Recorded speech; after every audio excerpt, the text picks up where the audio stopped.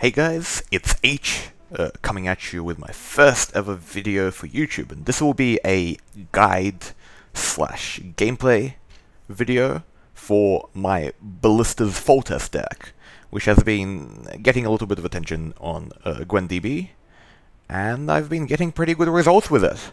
Let's have a look. So, I'm 16 and 5, doing really well against monsters and Scoia'tael, and not really facing any of the other decks. I did lose against Henselt once, but that was a very unfortunate match. Not to say that some of these matches have not been rather fortunate. But before the current iteration, before I put in Cyprian Wily and took out Geralt Igni and jiggled around some other stuff, I was doing pretty well against Henselt too. And I do think this deck, in theory, performs great against it, especially in round 1. So, if you want to know more about this deck, check out my guide. I'll put a link down below. But this is basically a standard Foltest deck where we replace siege supports or blue stripe scouts, depending on the version, with a bunch of ballistas, so we can kill siege towers, neckers, I guess not Vrans, unless you get really lucky, but behemoths and grave hags. Having a targeted way to kill a grave hag in the last round is great, because doing 20 damage with a single shot is pretty good. Some of the other additions, compared to some standard lists, we have Cyprian Wily, which can just banish a Necker so it doesn't come back, and the fact that you can reuse it with Decoy, Nenekir, and Shani is great, if they ever draw another Necker. Then we have Ciri. I've been finding Geralt Igni hasn't been that great, because people have noticed that if you play around Geralt Igni, is just a 4 strength gold that does nothing, and that makes me very sad. And so I decided to go for a 6 strength gold that sometimes does something, and that something is pretty good. It gives you card advantage. This is essentially a replacement for Stennis, which I'm not running because I want to run other silvers. There's just so many silvers I want to run. Like, if this was pulled, I would run probably 8 silvers and 2 golds in this deck. Yeah, I'm not even joking. And then for tech choices, we have a Decoy, which I like because it allows us to reuse like half the cards in our deck. And also unlock something like Roach or a Lubberkin. And Manticore Venom, still very good against Henselt, still pretty good in the meta in general. You might want to switch it to a Lacerate if you're seeing a lot of Consume Train and Scoia'tael, because that's a little bit better against those decks. But Manticore Venom is just a great tempo play all around, and you can usually find targets for it. So, I've played a few matches, and let's get right to that.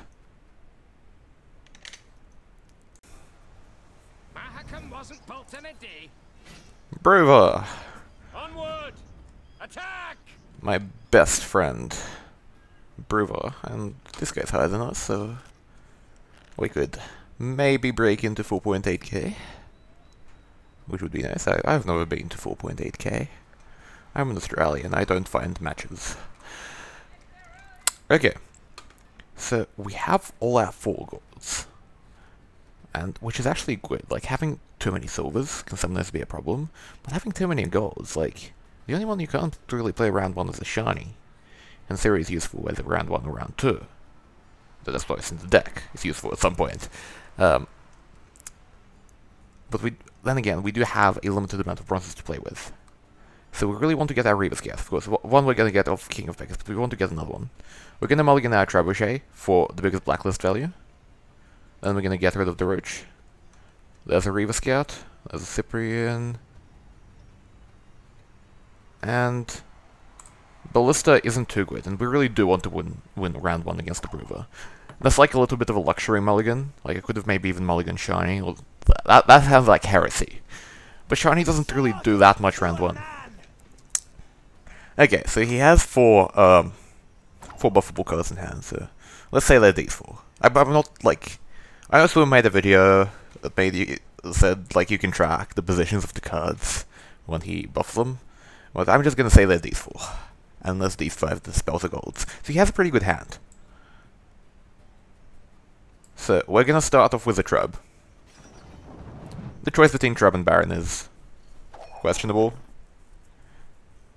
Like, if he has a Thunder, he's probably not going to kill the Treb. He's going to wait for the Baron or the Dandelion.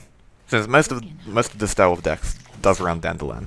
He also runs Archers, which is not, like, amazing for us. But we do have these field medics that allow us to actually get our trebuchets back, so Archers do just count for a 3-point swing. And since it's this deck, we have like infinite field medics. Like, as many field medics as we would ever want. Unfortunately, Roach went on the melee row, so he got extra points from that, but we're going to be playing another gold this round, most likely. And we are really happy he doesn't have an Isengrim or a Milva, as those cards are, like, really good. Like, extremely amazing.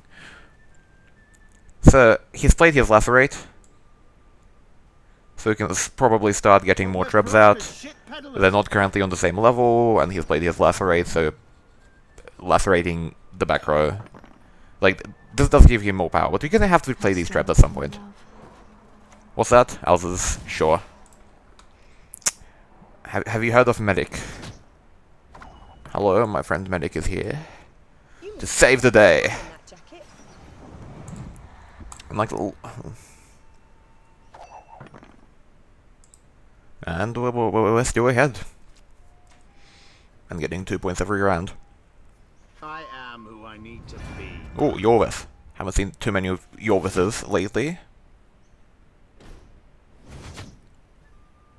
And now we can either go Cyprian, or we can go King of Beggars first to maybe get a Priscilla or Reaver Scout. So we want to do this before getting our medic with a normal Reaver Scout, because right now, like, we have Reaver Scout as a good hit. Priscilla is a good hit because it can get, like, anything. Like, anything from my deck is great right now. Even Neneki. I don't want to spend it right now, but it will still be a good hit. And if we fetch another medic, then that means Reaver Scouts will be a little bit turned off.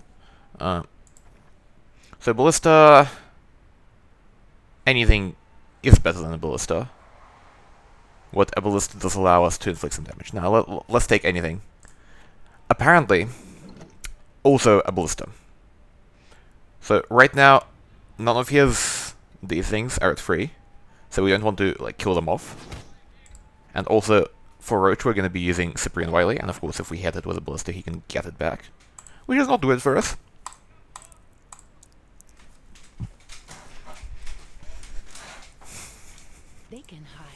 Oh, buffed Archer. So he must not have any like actual good buff targets in his deck. So right now, we haven't pulled our Blue Stripes to buff our Reaver Scouts, so we get more points, but that's still fine. You know, Foltest being a Reaver Scout, that's a pretty good Foltest. Let's go. And of course, we're getting another medic, because we don't really mind spending these medics right now, because just winning first round against Squirtle is so important, or at least forcing them to go heavy cast down. And we know he doesn't have a good buff target in hand, or many Ray-Head Dragons, so it's going to be difficult for him to contest the third round. Like, he's got 2 more buffs maximum. This deck is the Impetuous Panda Nosegog list. At least it looks like it, with Archers. Maybe it's the Michael list that also runs their own Cyprian. And he couldn't kill Roach because he decided to lacerate it instead. Because it was in the same row as the Lobby King, so it would still be that list, which is these lists are all very similar, and those lists do not run Blue Mountain Commando. So he has a maximum of 2 more Ray-Head Dragoons to go into the very, very last round. And we have a Shani to go into the last round, which is like so much better. Okay, so Cyprian is like this is happiness incarnate. Him using a Cyprian on our King of Vegas. Of course, we can't res King of Vegas, but unless he has a decoy, we still have a Priscilla. Like, Priscilla and King of Vegas are actually very interchangeable, and King of Vegas would still be fetching a Reaver Scout. So resing it later wouldn't be that great. So here we're gonna Cyprian, the Roach, classic plays, so to say. This, like, I love Cyprian. Like, the blocks Scorch. He's such a selfless man. Like, look at him. Look at how nice he is to those dogs. And like like this is someone, you know, he's like, if you're drunk, he's gonna make sure you get home in a cab, or he'll even drive you home. Not to some back alley somewhere. He definitely won't take all your money. No, he's a good friend. He's gonna drive you home. He's gonna drive this game home. Okay, silvers. Silver's very important. He doesn't have any more silvers in hand. He doesn't have a Scorch in hand. Does Mr. What's her face? Saskia. Does Saskia win? 1, 2, 3, 4, 5, 6, 7, 8, 9, 10, 11, 12, 13, 14. Saskia does win. And he probably has Saskia. So we do want to keep going into this round. And the way we do that is probably a decoy. So we can decoy Priscilla, or we can decoy a Reaver Scout for a Trab, or a Medic for a Trab. The other option is the NFO, which is 1, 2, 3, 4, 5, 6, 7, 8, 9, 10, 11, 12, 13, 14. Wait, that's not the right way to count it. It's currently 1, 2, 3, 4, 5, 6, 7, 8, 9. 9 versus 5. So Yennefer is like huge. But I would rather see that deck right now. So I'm gonna Priscilla. Okay, this is a little bit of a precarious Priscilla, but I only have 10 seconds left. Are you certain? I do it differently. Manticore Venom is fine. 8-point value. And we really don't want to draw that later. So this is honestly fine. And he should pass here. Hopefully, hopefully. Fingers crossed. Let's count this Saskia again. Like, guess he doesn't have a Roach now. So he's probably miscounting it too.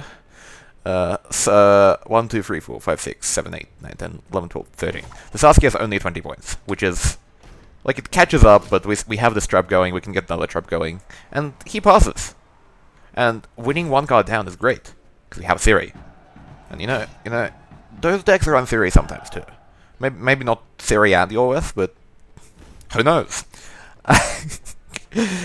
So we might be turning off his card advantage, and if we want, we can Nennekia Yavin. Now we want to go with Siri first. We don't want to start off with Nennekia Yavin because that, like, right now he really wants to catch up to a point value. He probably can't. But he's still probably not gonna play a Dragoon. But if we start off with a Yavin, then he's free to play as low tempo as he wants, and bring as many points as he wants into the last round. Okay, Shackles. Can he actually win with one card? Good question. A Glace does it. I assume he has an Elzes.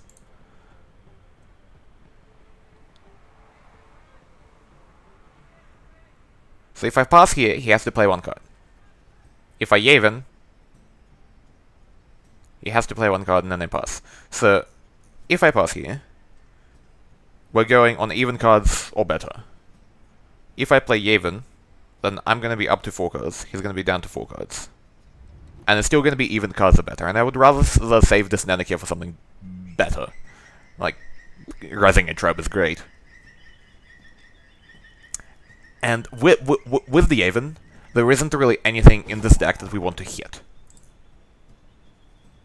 Because we've got all our silvers and golds, like... You'll be fine. And making him spend a Glace is like a solid play. He only has 2 golds, one of them's probably a Saskia.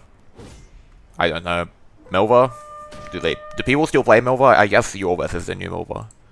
And this does look like Michael's list. I don't think he runs it. But nevertheless, he has at most 2 golds. We have better golds than him. Hopefully. Yennefer's like a Saskia. That's like an actually fair card. I guess it's still unfair, because it's 11 points of gold strength in Northern Realms. I'm not sure how they nerf it, though, because it's so good in Northern Realms, but not actually that great in other factions right now. So, we need 2 res targets, not Ciri. So we have a Cyprian, a Priscilla, a bunch of Reaver Scouts. Reaver Scouts can hit like field medics and such. So I do want to start off with a Nanaki into my Priscilla, which has been buffed, which is great. In case we hit a Blue Stripe Scout, I don't want to use this shiny. I don't actually... Yeah, I'm gonna take the Blue Stripe Scout because the Reaver Scout is a bad hit. So if that other card was a Reaver Scout, we're throwing away our very good chances in this game. So he has two cards and like a gold and a spell probably. Like maybe Saskia Scorch, something along those lines. If he has a decoy, he probably doesn't. We should just play slowly, play this Ballista. And it doesn't matter that these are all in 5 strengths, and this is going to be in 5 strengths, because he only has 1 Scorch left. These decks don't usually run Nature's Gift.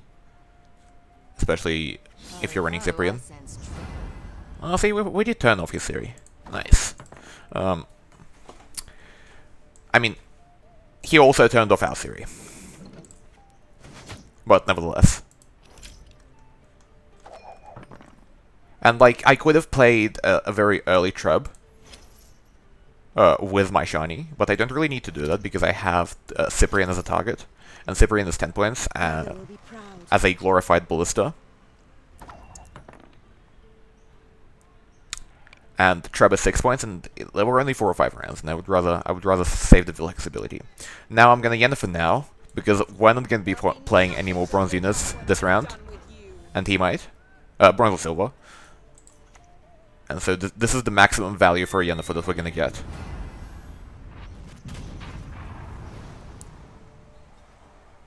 Of course, Moran. Like... I'll get it done. Interesting. I mean, we're it's not so much that this is interesting, it's so much that this is like so bad for our opponent, unfortunately. I could even the even here and I would still win. What does our Reaver Scout get? Reaver Scout gets blue stripes, so that's probably fine. I told you so, you idiot. And then for our final guys, we can like get a Ballista or something. And now we can like that was to set up a Scorch, probably. Scorch is unset up. That could have given him sliver of a chance if like my cards were all Demuridium Shackles / Blizzard Potion. But alas, I had the shot. Yeah, so this game was sealed. Like, yeah, this deck is still good against Squared Hell. Like, despite the... Oh, I said good again. Despite the fact that we removed the Siege supports, the Scorch Scattering is a little bit worse and you get a little bit less points. And Ballistas sometimes don't have a target. Like, you get so many points in the first round. Like, just Trebs, like, marching home. Trebs killing things constantly. And with the Ballistas, like, the Ballistas are like 5+3. But they're really 5+4, because... Or even 5+5. If you take into account the fact that we're taking out targets for our Yennefer and their Saskia. Ooh, Dagon. Close ranks. Very nice. Hopefully I can showcase what this deck can do against Dagon. Especially if it draws Cyprian and 3 Ballistas, just casually. So the biggest blacklist value here is a Medic or a Blue Stripe Scout. Neither are super important in this matchup. But I would rather have less dead cards in hand in round 1. So mulligan a Medic. Now I will mulligan a Blue Stripe Scout. And we'll get a Priscilla. We don't have our Trebuchet, so we could consider mulliganing an additional time. Even though we have this very precarious Roach in hand. But no, we have Decoy and Priscilla. I think we'll be able to get a Trebuchet. Also, we have the Trebuchet replacement, Bloody Baron, if he doesn't actually kill the Lobbykin. This generates 3 points, which is what trebuchets would usually give us. But all in all, this is not a very good hand. It's heavy on control, but it's not heavy on actual point values. So he plays Crones. So we're gonna play Baron. If he passes, we can win with 1 card easily, because Baron is representing a lot of points, and we can choose any card. We can win with First Light into Reaver Scout into nothing. I'm not going to do that, but we can.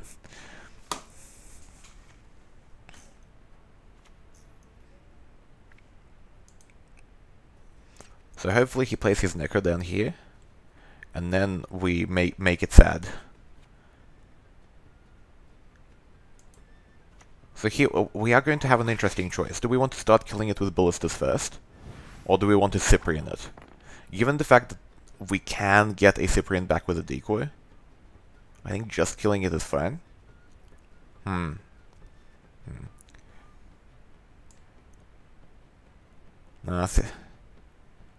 Cyprian has to be always better. And it blocks Scorches of possible trebuchets. Yeah, I was just considering it because when I don't have Cyprian, of course I kill these Neckers with Ballistas. But this time, I do. And if he has another Necker, that's when we can start destroying it. It is usually a losing battle though, killing it with Ballistas, just because they can copy them with Necker Warriors and you don't have 5 or 7 Ballistas. But you can kill most of them, surprisingly. The Roach keeps getting buffed, that's fine. We can actually pass here, but that would essentially render him having a 12-point keep. But he does have to go 2 cards down, so we can consider that. But we do have a Baron going with the Slobberkin. So that essentially negates one of his Araka's Behemoths, and the other one we can just destroy. So I do think this is fine. The problem with what to play here, though.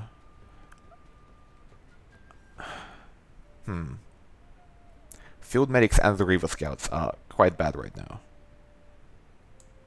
But I think I have to go for the chance of the Trebuchet. Or a Blue Stripe Scout. Blue Stripe Scout is good too. Bloody non-humans. So I'm going to buff the Lubbokin, actually. If he had the Thunder, he would have already killed it. He didn't need to set this up early. He could have waited a turn. Would have been fine.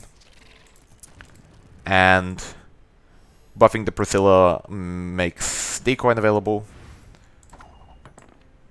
Essentially unavailable. It makes Decoy bad. So now we want to try to kill this Behemoth before too many of these Arakuses are spawned. Because these kind of... They've already nullified the value of the Yennefer. Interesting. I can always wait on killing it with Cyprian. Because if he gets Necker Warrior, he puts it at the bottom of his deck. Which is the only way to get it at that point, is to get rid of all your bronzes in hand, and then First Light into it. So it's not actually that bad. So we do want to prioritize killing the Behemoth so he doesn't get an Arrakis in play.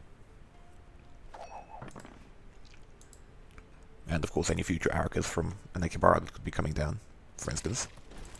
Another Arrakis Behemoth. Don't worry, we have more Ballistas. We only have 1 though, so we can't actually fully kill that Arrakis Behemoth. And at this point we want to decoy the Cyprian because we might want to consider passing next turn if we're still ahead on points. Which is not actually that unlikely, because he's not gaining any value this round. He could also just play an Avalok. That would be fine with us too. If he plays an Ekimara eating the Vrand Warrior, we are forced to play on. But other than that, I think we're fine. And Ekimara eating a Vrand Warrior isn't exactly a good play, given that you don't know how far your opponent wants to go in this round. Curiously, we haven't seen any Necker Warriors to double up these Neckers. It just might mean he's not running them, or He just hasn't played them. Like, the Arrakis version probably runs less of that kind of thing.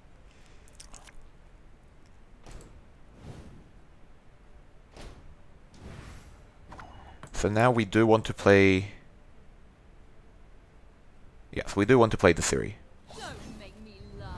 The other consideration was to pass, because he played the Avalok, but he can probably...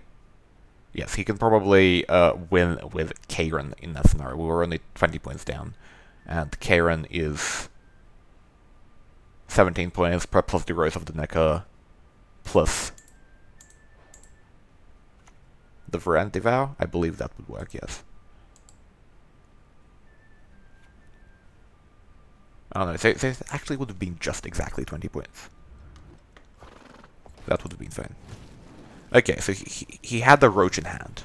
So now we definitely pass. And I think that just was a bad play. Like, what's he gonna do? He has to play 2 cards here. If he does play 2 cards, and one of them is a Karen, he can carry over this 21 Rand Warrior. But him being 3 cards down is not a good idea. Like, I can beat the Rand Warrior with 2 of my cards. Most likely. Something like a Yennefer. And something else, like a Medic. And...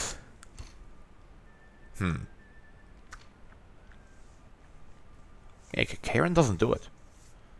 And being down 3 cards is just such a bad position. Like, given that I'm down 3 cards, I would want to be a Monsters deck. Because monster decks are quite powerful when they can carry things over. Let's see if he remembers to eat the behemoth. Because that was his last play from hand. Oh, he doesn't. That was his last play. Yeah, that was his last play. That's a misplay on our opponent. And like once again, this Lobbykin keeps buffing. Like, what was he gonna do? Well, at the back, I'm fine with what, like... What? Oh yeah, I guess weathering the front row is fine, because this Roach is a 21-point Roach. I don't know why this Roach has gotten so large, but I guess he's just favored by the almighty Lobbykin. Yeah, look at the dude, was just licking the horse the whole time. The dog was barking. Hey, I want to get licked too.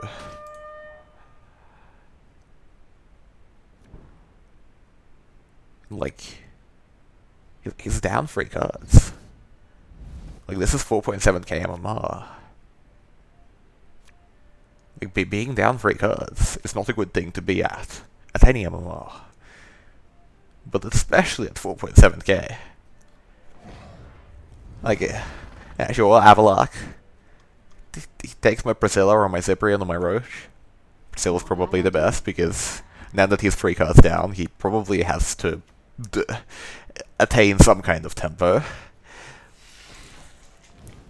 Like this Vran, like if it gets big, he got it from a first light, he's not gonna even keep it.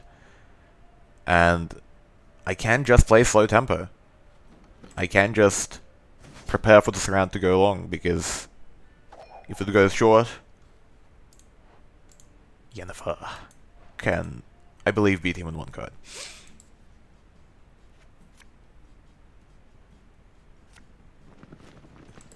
Ooh, he does get his Neckar. So that's his last Neckar. So if he Neckar Warriors this one, then I do... Do I even need to banish it? Because, like, the Neckar Warrior Neckars will only be 3s. Or 4s or 5s, depending on how many consumes he manages to attain. What? Do I really care about that level of resilience? Would I rather save my shiny for something else? I think I would. And I think at this point... I still have the Reaver Scouts in my deck, and the Field Medics, and all the Trebs. Have everything in my deck. So I do want to play the Field Medic as a tempo play. Tell me you jest. Get flat, sure. I'll buff the Field Medic in anticipation of copying it. Like, nothing else is going to go on the melee row for me. Ooh, so... we do have the option of killing this Necker, but we can say that as the last play this round. Like, well, 3.5 cut. Like, how is he planning to do these things? So I'm gonna first light. He doesn't have his weather, so this is fine, and we have a target for a Reaver Scout, and we also have a target for a medic, I assume. So here we can just kill the Arrakis Behemoth. It's better to kill that than the Arrakis because he might have something to play on the range draw, such as an Ekimara. Who knows, he could have an Ekimara, like some lists run 1, some lists run 3, some lists run 0. This might be one of those lists. And like, he doesn't have any, like, high power cards left. He only has 1 gold. And like, what's his keep? His keep is Necker Warrior. And before that, it's nothing. I killed everything. If I kill this Necker Warrior, he keeps nothing. And I can I win with Theory? It's 11 points. So not quite. But I can probably win by coping a medic. Fingers crossed. Well, not fingers crossed. Like, every option is great. And look, Necker Warrior, you're becoming slightly less of a warrior by the minute.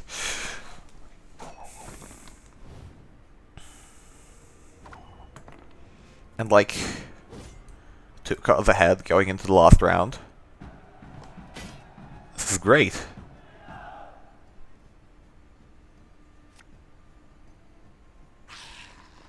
Ooh, 4 strength Necker. How terrifying.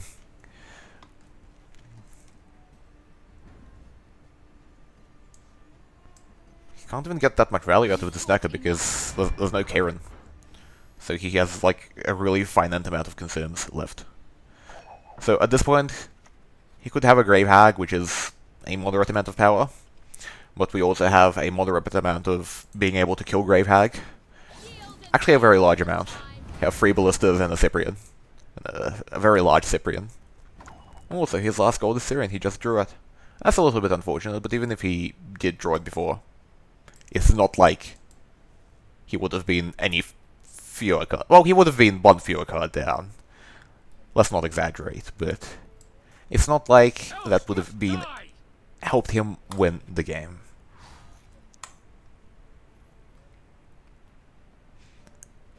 Hello, well, are we welcoming Grave Hag to our humble abode?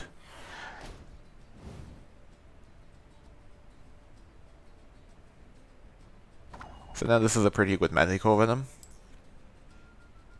It probably also makes him feel really good, because I didn't Manticore Venom the Grave Hag. But I have other plans for the Grave Hag.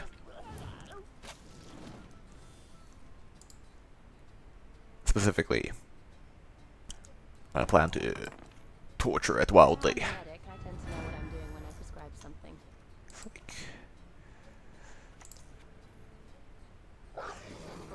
Ooh. Yeah.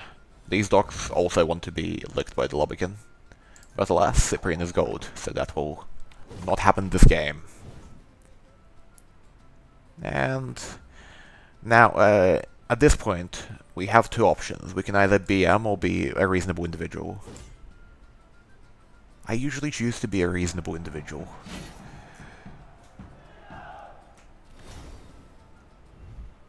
Yes, another monster dismantled. It really helps getting rid of their Neckers so early. Like, if we didn't get rid of that, he had a couple of first lives, he could have found Necker Warrior, and it would have been a massive problem, especially with the Karen. But alas, that did not occur. And we were able to pull it through, and win very convincingly. Okay. So that was my first ever YouTube video. I hope you learned how to play this awesome Foltest Ballistas deck, and maybe a little bit about how to play against it, with the meta decks. I did want to get a Henselt gameplay in, specifically how this deck destroys Henselt with Ballistas and my luck with Trebuchet shots. Unfortunately, haven't seen a Henselt in the past 15 games on the ladder. which might be a factor of the time zone which I'm playing at. Australia is awake when everyone else is sleeping. And yeah, hope you enjoyed it. So this is my first video, so I want as much feedback as possible. I don't really know what I'm doing. I'm staring at the screen, talking to no one. Like, not even my cat is in the room. So, any kind of feedback, what I can do to improve the gameplay, the tips, the sound quality, what kind of cosmetic surgery I should get for my voice. Any kind of feedback is more than welcome. And of course, like, subscribe, there's buttons. I also have a Twitter if you want any updates for my YouTube, for my Gwent DB decks. I'm gonna keep making those, because I've had a lot of fun. And, of course, keep enjoying Gwent, and I'll see you next time.